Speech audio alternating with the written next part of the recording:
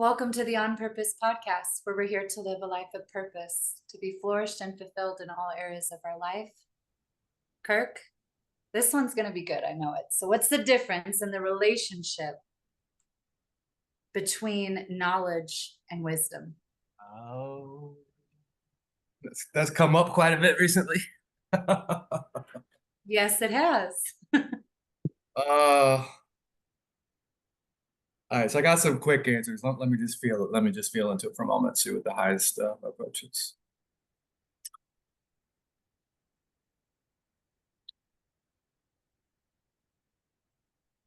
Okay, I'm gonna take two different tacks on this. So knowledge is, I guess, like the possession of information, like facts and figures, and the history of a thing, and you know, information. So knowledge is information. Like the I'm what trying to and the how.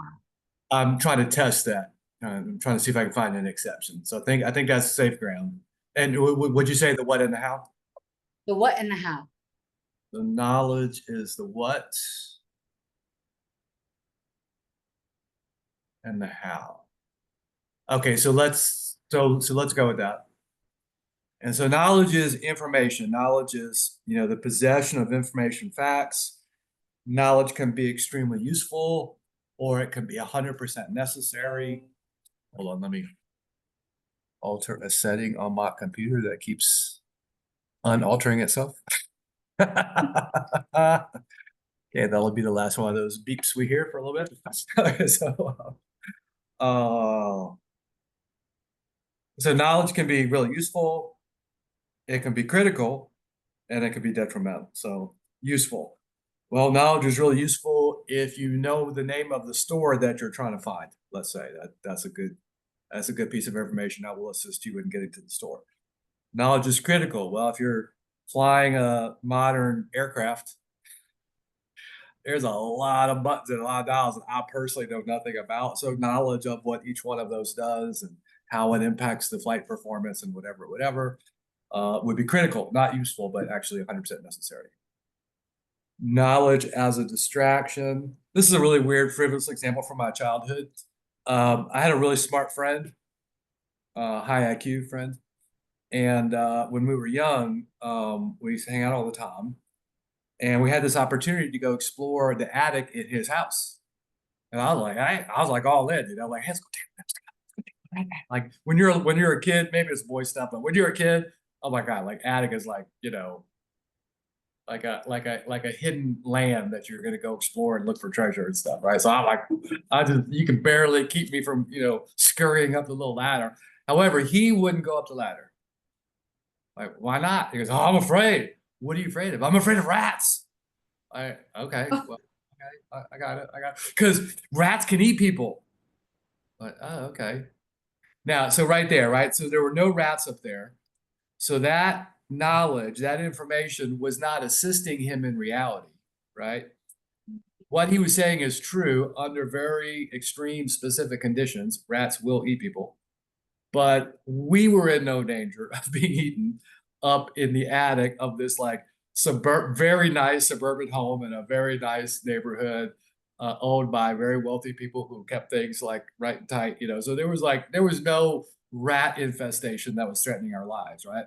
But that bit of knowledge, though correct, completely thwarted his freedom, his joy, his exploration, his learning more about the world, completely cut all that out. So, wow. so that's knowledge. Okay. So, well, cool. So what's wisdom? Well,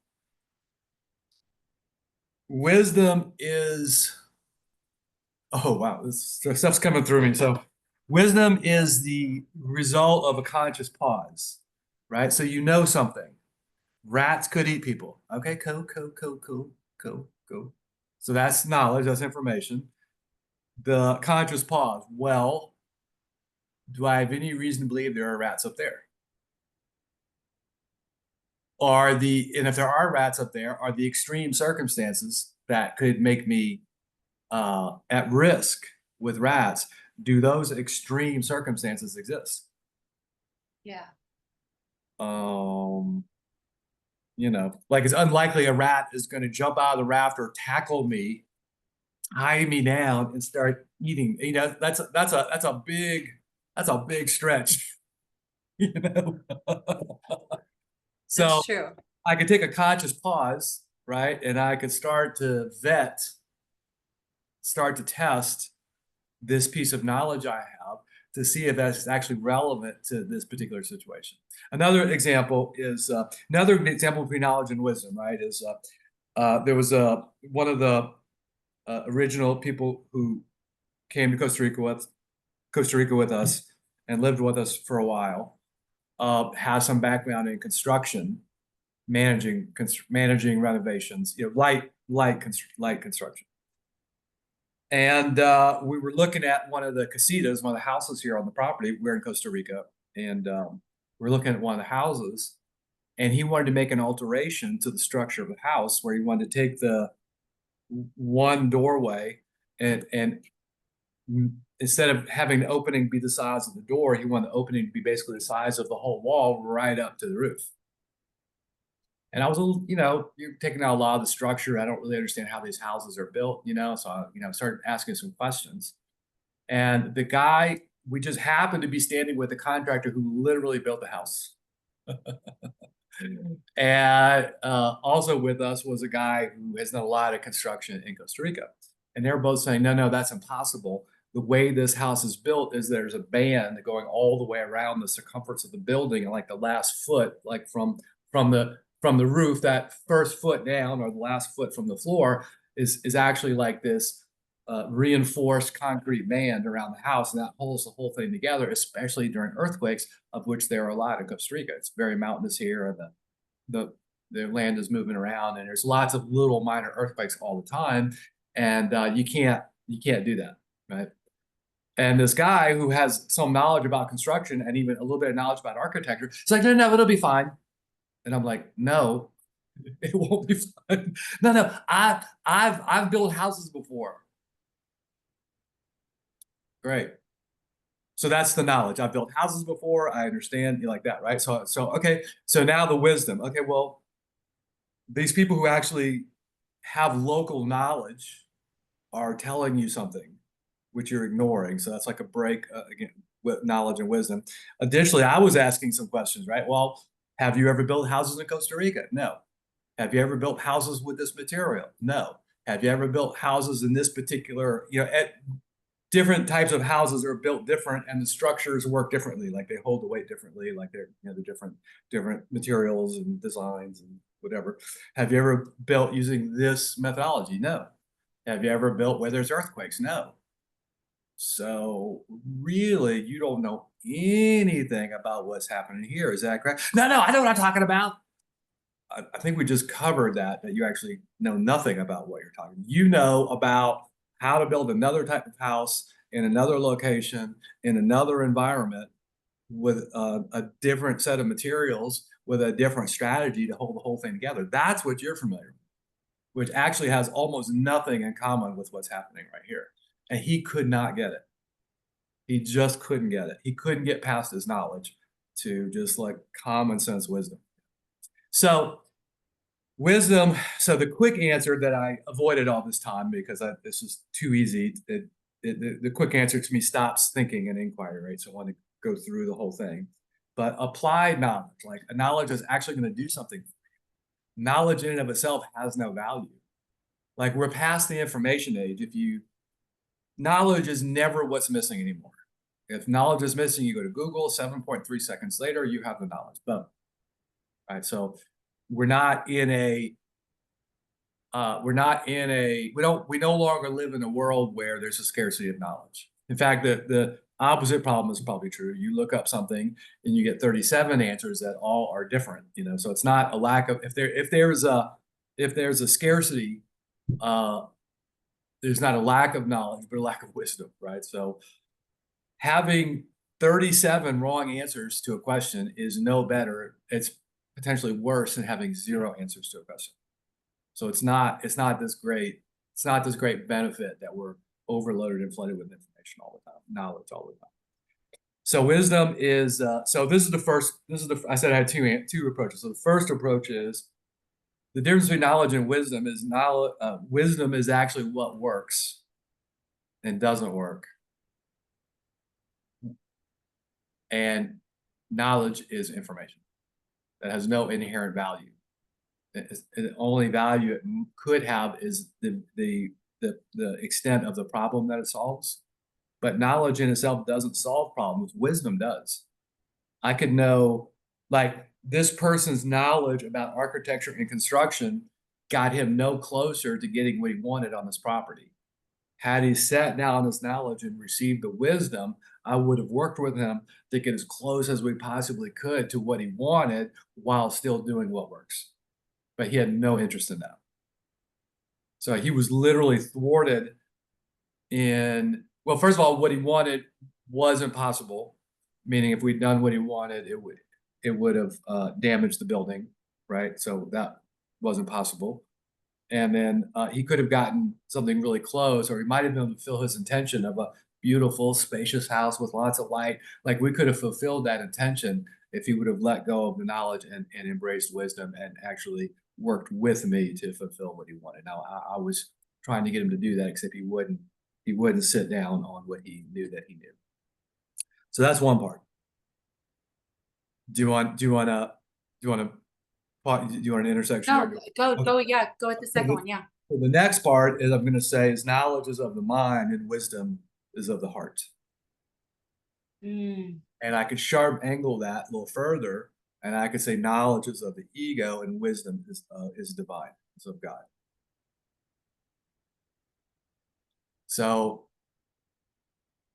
one could have different opinions about what's been happening in the world in the last 3 or 4 years, right? But I'll try to stay away from opinion, just kind of stay with facts, but I might not be 100%. But so I would say we're in a time of extraordinary dysfunction in the world. Extraordinary dysfunction. You look at the whole gender thing. We're not allowed to, quote unquote, not allowed to say what a woman is, or we're not allowed to call bullshit if a man says he's a woman. Like, that's just dysfunctional beyond my ability to fully distinguish, I believe. Young girls in schools are having to endure men in their locker rooms and play soccer and whatever different sports against boys and men because we're not allowed to call bullshit and point to reality rather than, just obviously this is obviously crazy and dangerous. It's completely dysfunctional.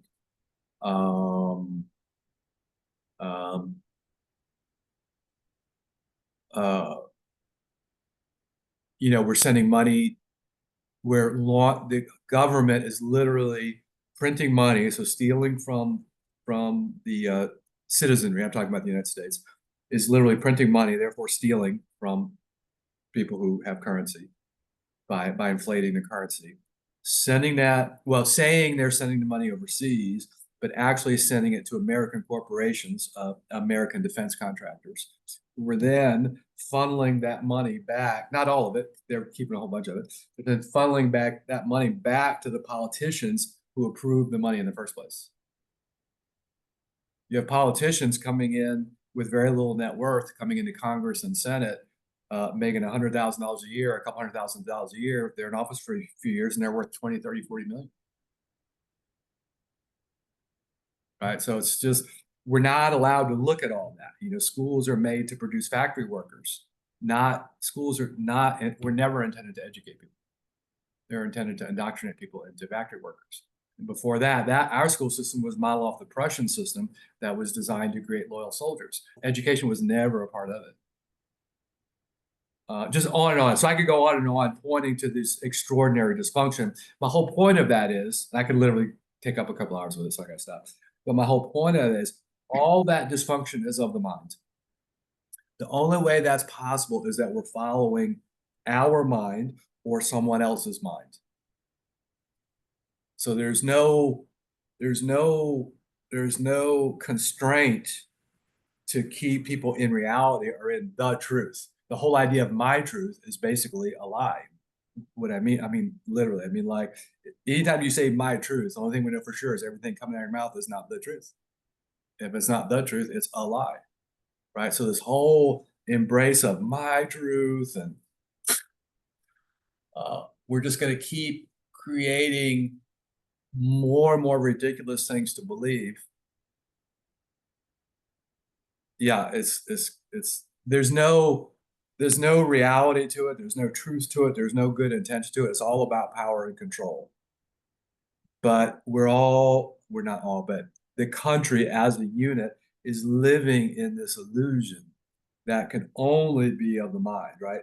Love would never fall for such a thing. God would never fall for such a thing. Ergo, it must be our mind that's being tricked and fooled by other minds. So that's the fruit of knowledge. So if you're going to follow your mind, if you're going to follow man, if you're going to follow someone else's mind, if you're going to follow man instead of God, you're going to get what you get. You're going to get crazy. You're going to get dark crazy because egos are dark and crazy. Egos follow ego. So if you're in your ego, you're not looking for God. You're not looking for the truth. You're looking for another ego that agrees with your ego, and you're looking for a powerful ego because you think that'll make you safe. So, egos follow egos, minds follow mind. If you follow the mind, you're in dark egoic dysfunction. If you have any doubt about that, turn on the news. I'll pause there.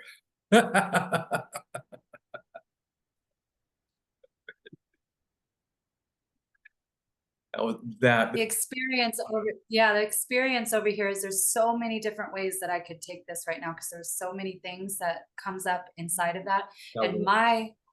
And where I'm at with the wisdom that I've created, I'm actually thinking about who's watching this and coming from that perspective.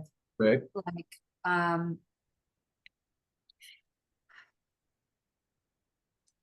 with what you just said, it's how does one cultivate wisdom rather than knowledge? Like, I think I think you have to deal with the phenomena internally that it's easier to lie to someone than it is to convince them they've been lied to. And so if you that looks to me like the truth. It's much easier to lie to someone than to have someone really get that they've been lied to. And I'll just try out a couple examples here that are uncomfortable, so our audience can kind of feel the dynamic tension, right? So I was talking about schools, so what most people believe is that schools are all about education and empowering people, but they're actually about indoctrination and social control. What is the purpose of government? Well, to serve and protect and create a society that's great for everyone. No, the government is for control. It's literally all about control. If you look at the voting record of the Senate and Congress over the last several decades, and you compare what serves the government to what serves the people, like what the people actually wanted, the votes always go with what serves the government, never what serves the people on both counts. So the numbers prove the thing. It's not subjective, right? Governments are for control, are designed to control the populace. What else is the government for? To take money from people and put it into private corporations. And there's so many examples of that just happening all the time. And then that money goes back from the corporations to the politicians who made the decisions, and they get wealthy.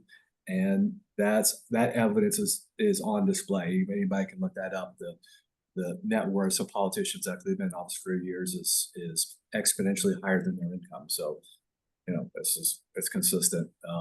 The uh, the one of the most successful traders on the planet right now is Nancy Pelosi, Speaker of the House, and stock traders have been following her rather than doing their own thing and getting like exponentially better results. Well, she's one of the people who decides policies for companies, and so she's getting lobbied all the time. She has advance notice, so she knows exactly where to put money, and she's one of the politicians who's worth tens of millions of dollars who been making a couple $100,000 a year. It's impossible to save tens of millions of dollars on a couple $100,000 a year. That's actually not possible. And her trades are some of the most successful on the planet. So just like example after example after example, what the medical industry, what is that for? Oh, that's to keep us healthy. No, it's to make a lot sick. of money. Yeah. What's the food industry for? Well, to keep us fed. No, No, it's to make a bunch of money, and they're working with the medical industry to keep us fat and sick and lazy. And then we buy all their shit, fat, sick, and lazy. Then we go next door to the hospital and spend it.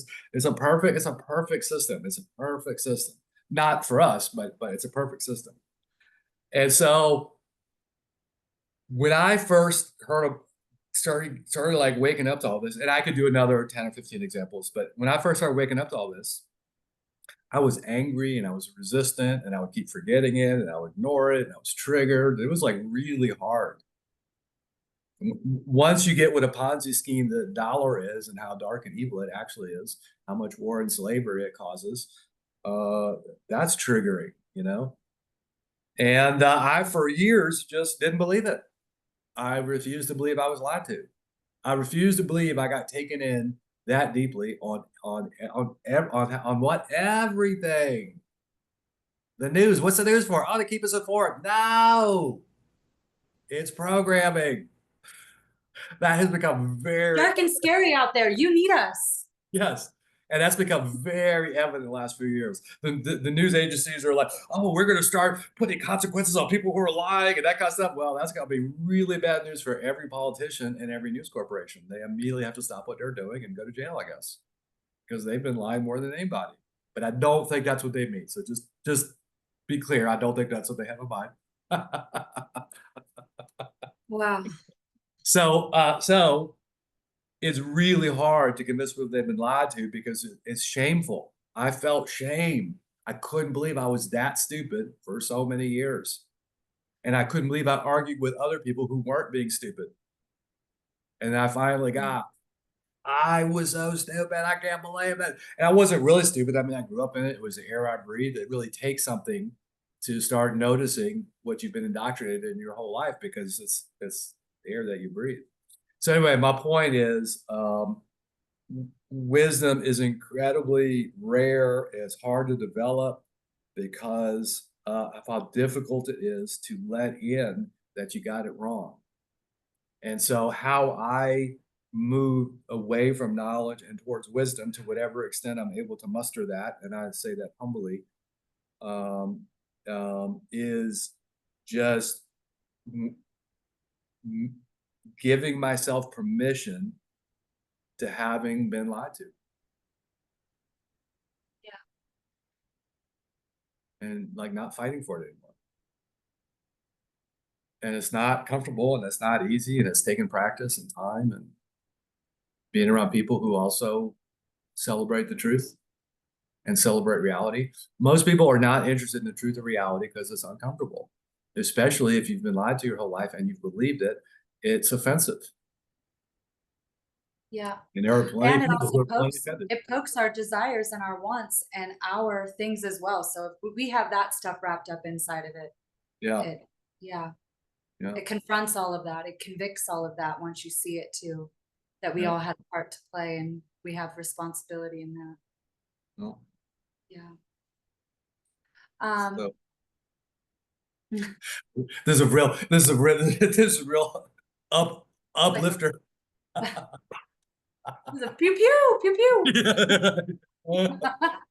Man, I was having a great day until I watched that all-purpose podcast. I realized I've been lied to, and I'm all full of shame about it. I don't know what to do. Yeah, they're like, what the I get it. well, fuck your truth. That what is the truth, you know? Yes, So exactly. I'm sure I have a yeah, few people that's yelling actually at me work recording. that's actually a really good question. Is how do people that's watching Yeah. move from my truth to the truth? Well, Earth Waking University is literally set up for that. Any event that we're doing is all about the truth. And each has a different flavor of what we're distinguishing, right? But it's all about distinguishing illusion from the truth. So any of our events, the earthwakingvillage.com, like come and check out our free events. Come and check it out. Remember experience, nest message, listening and speaking from love. Visionary leadership program. Visionary leadership program. Yeah, that's a paid program. I was trying to think of the free ones, but yeah, but definitely visionary program. So get like obviously this sounds self-serving, so I acknowledge that, but come and see what it feels like to connect with a community that celebrates reality, that celebrates the truth, and celebrates love and celebrates God. So I understand that's going to filter some people out. But one or two words in there somewhere is going to filter a few people out. I still love you and respect you. It's all super beautiful. But if you could see your way past those filters, what was it? Truth, reality, love, and God. If you could see your way through those filters, there's a community over here that will celebrate your letting go of the lies and embracing the truth. Not trying to get you to believe anything that we believe, but just really just discerning for yourself what is not true and what is true. And there is a difference. And we've been sold lies very professionally, very successfully over several decades now. And it's really takes something to connect with the truth. And we're here for that. And, you know, give There- it a shot. There's also another dynamic that you were sharing with inside of this distinguishment. It was once you figure out the lie that you've been lied to, there's all this shame, all this judgment that comes up. Yeah. How did you move from judgment into mercy? It's actually even worse than that because there's the self judgment, but the minute you open your mouth to your friends and family, then there's like external judgment also. So it's Mm. not just the internal judgments. It's often happening at the same time. So it can be a lot. It can be really overwhelming and difficult to stay centered in and operate inside of. I'm sorry, that was coming through like asking me a question. Would you please ask me a question again? Yeah, how did you move from that judgment into mercy? Oh, But I loved how you were distinguishing that world of judgment yeah, and that when you wake up from that, you have not only self judgment but judgment coming at you from the outside. yeah, So then what happened? yeah. Well,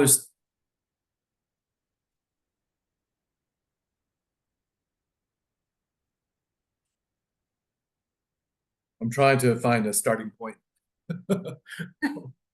Um, so I think the only way forward to really letting go of illusion and judgments and shame and the lies that we've been living in is to surround yourself by people who are doing the same thing. It's often said that you are the sum of the five people you spend the most time with. So you could test that right now. Anyone could just test that by just kind of closing your eyes and reviewing the five people that you're closest to and noticing how much of their dysfunction you have. Like those five people, how are their relationships? How's their happiness? How's their health? How's their wealth? How's their connection to God? Right. And if they're all like eights, nines, and tens, that's a really good group. If they're ones and twos and threes, y'all are all going to hell together. Y'all are in hell together, going deeper.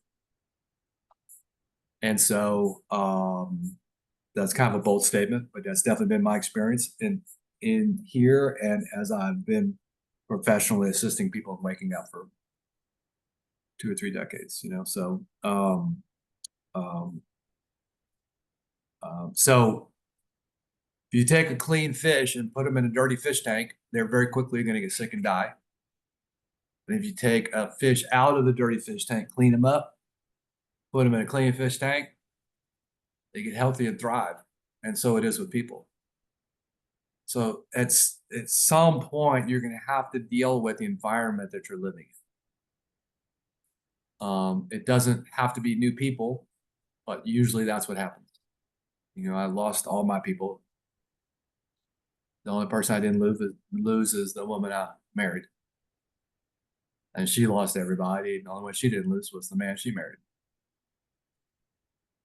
I think she still has a couple of family members who are talking to her, so that's tough medicine for some people. I get it. However, if you're buying into this idea that you've been living in a lie your whole life, you've been living in an illusion your whole life, and if you buy into this idea that how society is set up is actually not for you, it's actually not benefiting you. It is benefiting somebody, but you're not that somebody. It is designed, it is engineered, there is a plan, you're just not the beneficiary of all that. If you're waking up to that, then, and you are waking up to, or warming up to, um, it, waking up, healing up, growing up requires a clean fish tank. But if you're letting all that in, then one uncomfortable reality might start to appear for you is that somebody has to go first.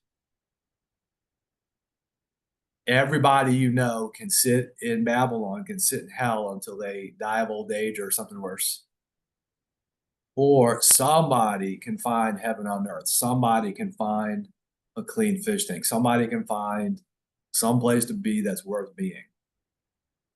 And then they can come back and get everybody else. But unless somebody goes first, and I get that's awkward and inconvenient and troublesome. I mean, I was the person who went first, right? So I get it. However, without that, no one has any shot. We've got a couple of people here in the village whose parents fled. One woman, her mother fled communist Romania to create a better life for her family, which is the only reason this person is actually here with us, because she got to grow up in the States having this better life.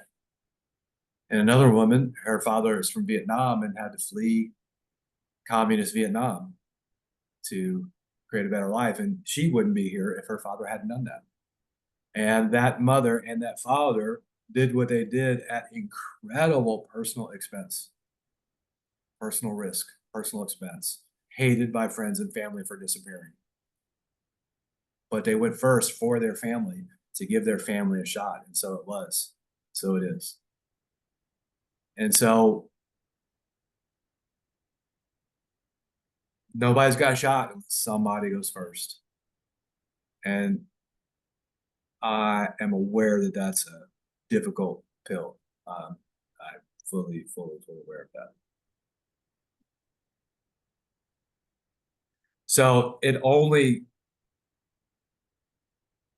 really started entering in this new latest phase of abundance and productivity and happiness that I've enjoyed for the last few years, really inside of this living in a clean fish tank. And this fish tank wasn't super clean at first. We've been cleaning it up, and the first couple of years were really difficult, you know. But now we've got momentum, and the leadership body has momentum, and there's not just 3 or 4 of us watching everything. There's now 20 or 30 of us watching everything. That's exponentially different, let me tell you. Yeah. As someone who was one of the originals, it's really different. You're like, thank you. Thank Yes. you. I knew you would show up. I just knew it.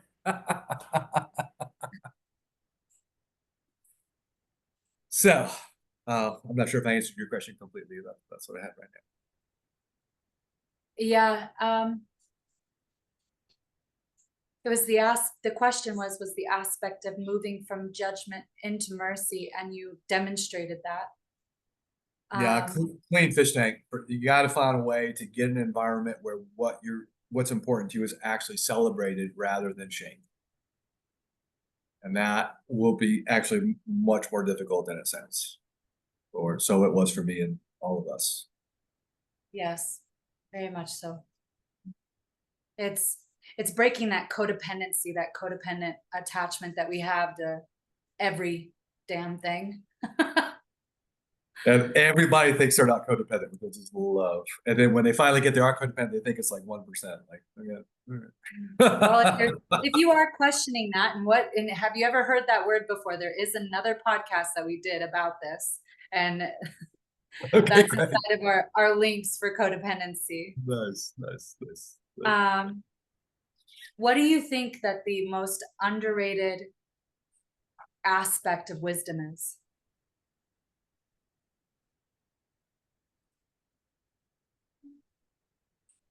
Well, I think it's the divine aspect. I'm even feel a little weird talking about it, right? So that, I've only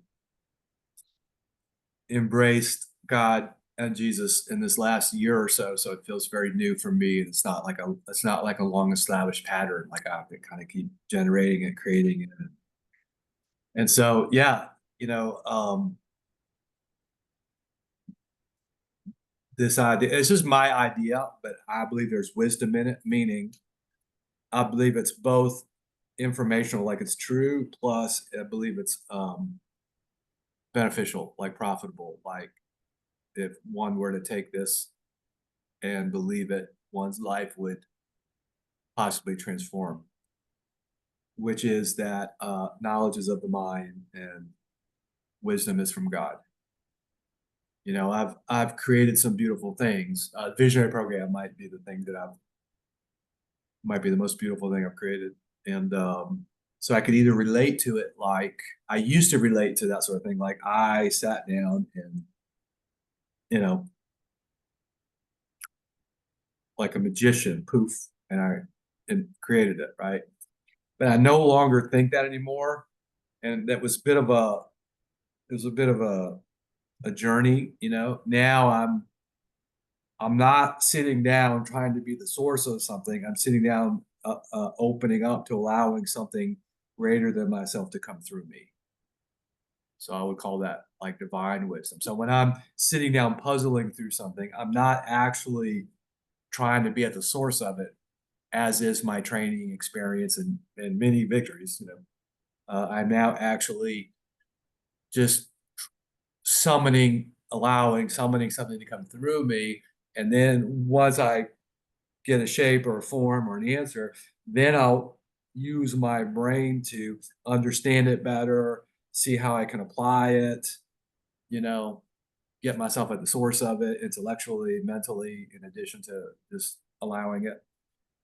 And so it's a different process and it's a different relationship to wisdom. And it's one I don't talk about very much. And it feels a little awkward talking about it, actually. I'm just noticing that I have some awkwardness about it. So I would say that's a very underappreciated aspect of this. Why is the feeling of awkwardness around it? Why do you think Because that so is? much of my life has been around being tough and strong and independent and being earning my love by being really effective at things. So to and all of my life I've been surrounded by people who would have shamed me for saying that. So I'm not in that fish tank anymore, but I can still feel the echoes and the residue. Wow, Like I can still imagine people from my past like smirking at me or something. I love that.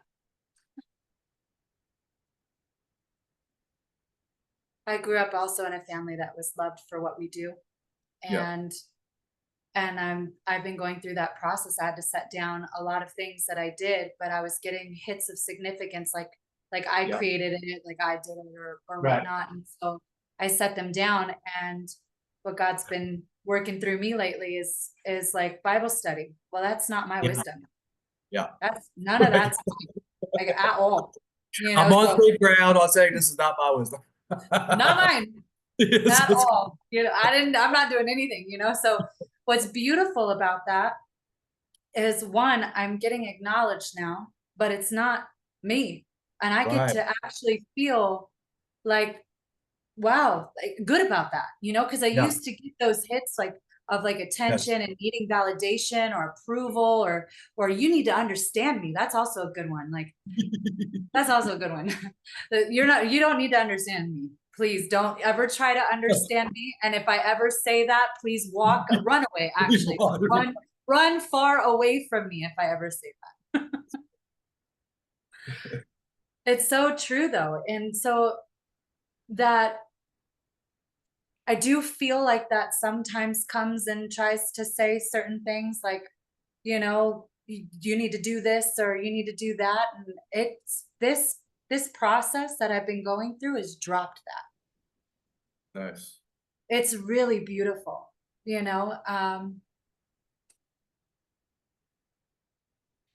But what just got brought up was the thing that I think correlates with this conversation is the belief that someone needs to understand me, or that I'm not being listened to, or that I need to be heard. And coming from that space, you're grasping and you're like needing information or needing something from the outside to fill something inside of you. And the only way that you can get that filled is by going to the source and finding completion inside of your life. And I loved what you distinguished about getting at the source, at the source of the distinctions, what you're creating, what you're up to. Um, but there was a dynamic, what you had mentioned was allowing the source to come through. Yeah. Yeah. Like you don't have to do anything. You Yeah. don't even have to understand anything. It's an allowing and it's a receiving. Yeah. Yeah. Yeah. Yeah. That's becoming an easier and easier reality for me to settle into as I practice and as I continue to produce results that I like, in my leading and coaching. So it's not coming from where it used to come from.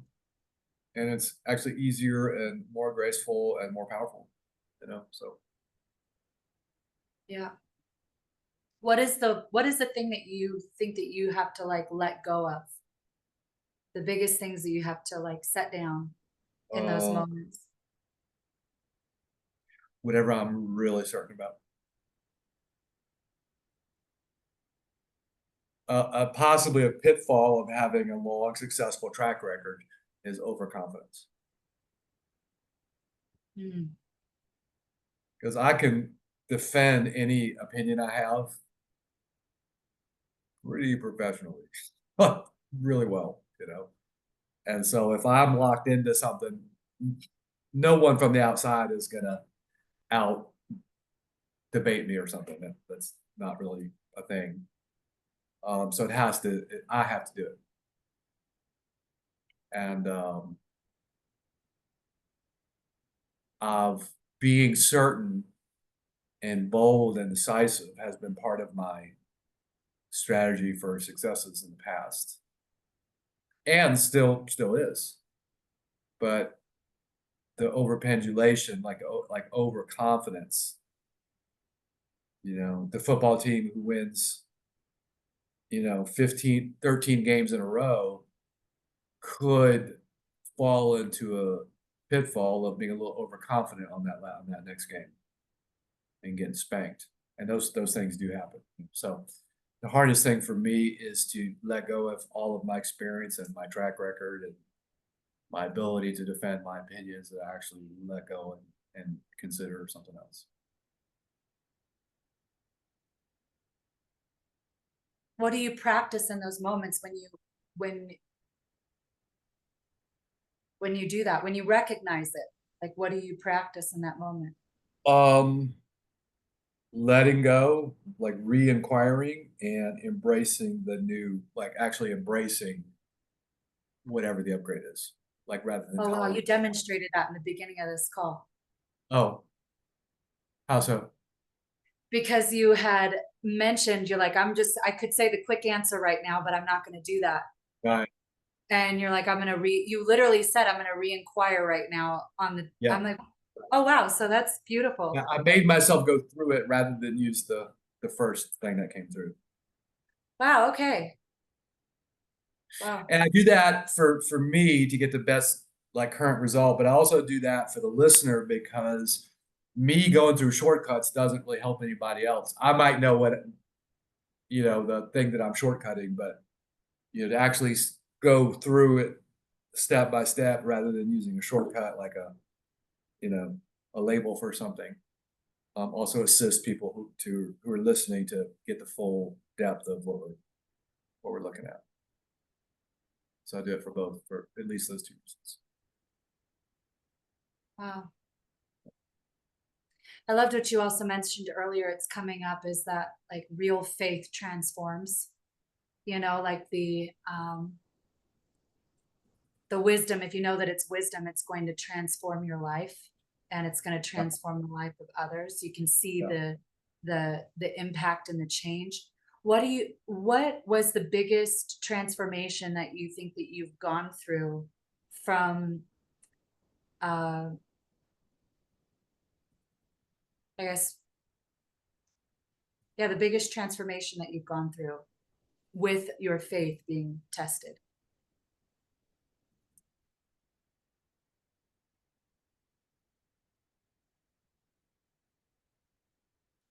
Like your wisdom, Well, biggest is tricky, but one that comes to mind is the visionary program. So I had been leading leadership programs for many years before we created the visionary program here, and the environment that I came from was very rigorous, very interventional, like a lot of contact, a lot of hand holding, a lot of checking in on, and a lot of promises and completion of promises and restoration of integrity. Like there's a lot of follow up contact. I guess the equivalent of like a hover parent, in a leadership, the sort of that kind of vibe, like real close contact. And um, I didn't have the bandwidth to model that. I don't have a team of coaches. It was me. So there's no there's just me, right? So I didn't have the bandwidth for that. And there was something about it that it's very difficult. It's very a lot of energy consumption, very difficult, a lot of time, a lot of coordination, a lot of conversations. And it just felt a little discordant. Like it just felt like there must be a higher approach.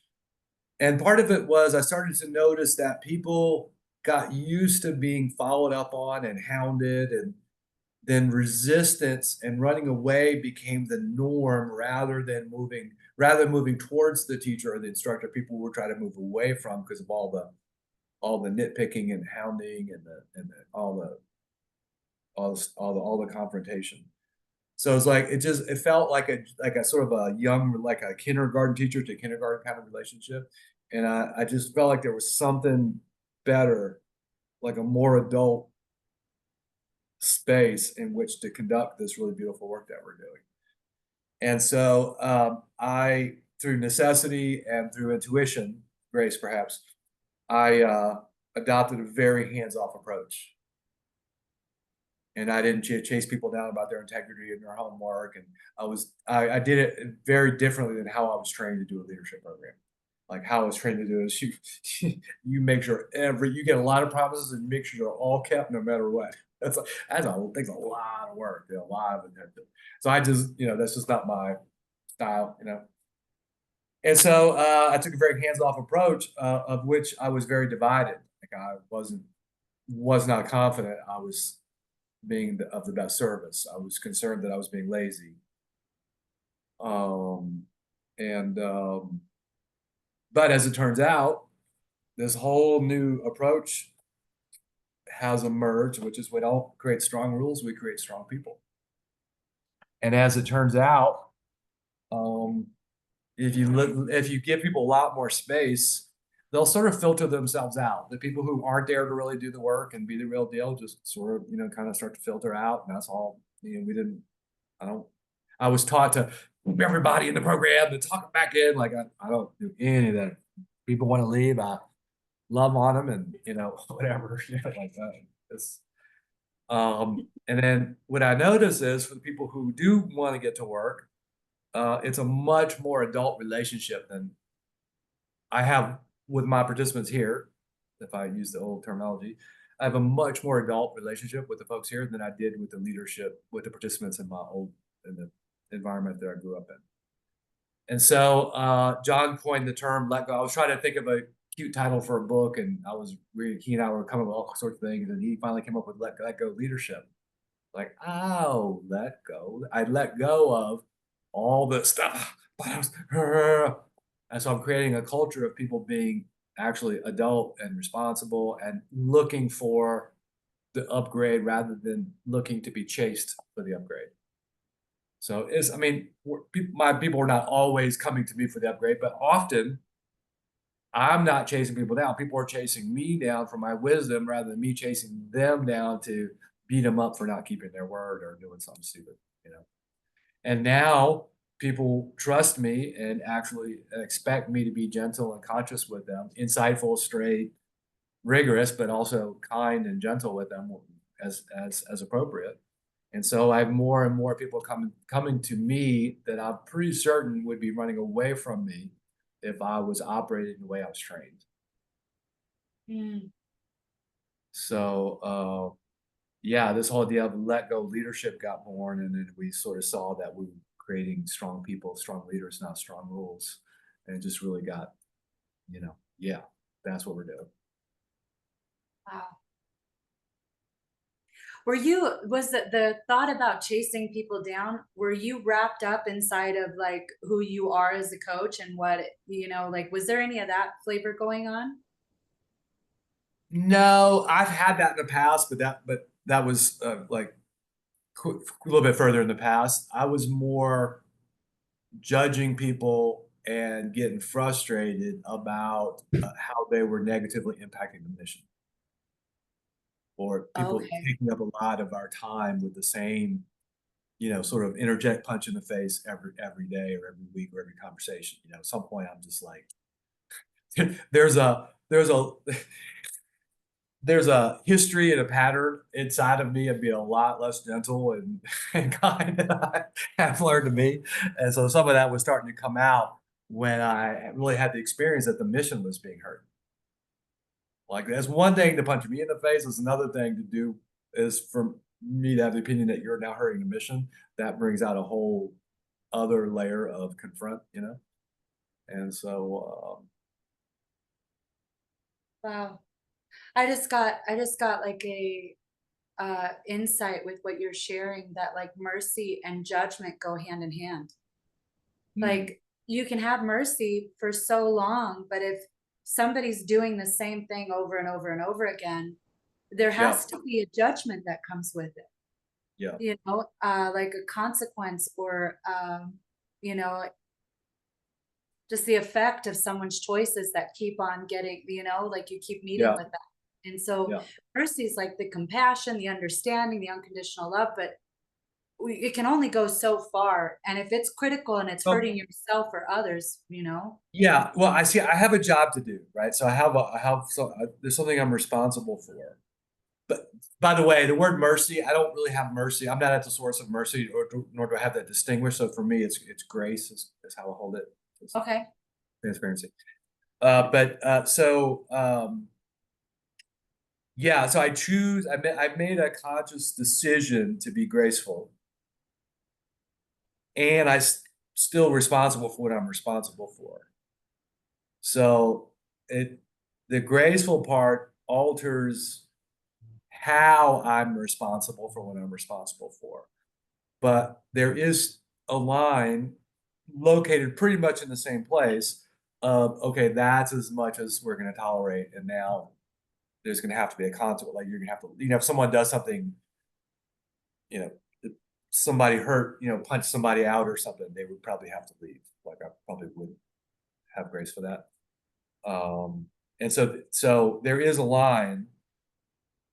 It might have moved a little bit, but it's not so much that the line has moved. I'm not saying that's what you're saying, but it's not so much that the line has moved when I take decisive action, but how I am uh, trying to move people away from the line, move people away from kicking themselves out or doing something highly dysfunctional, moving back into truth or love or whatever.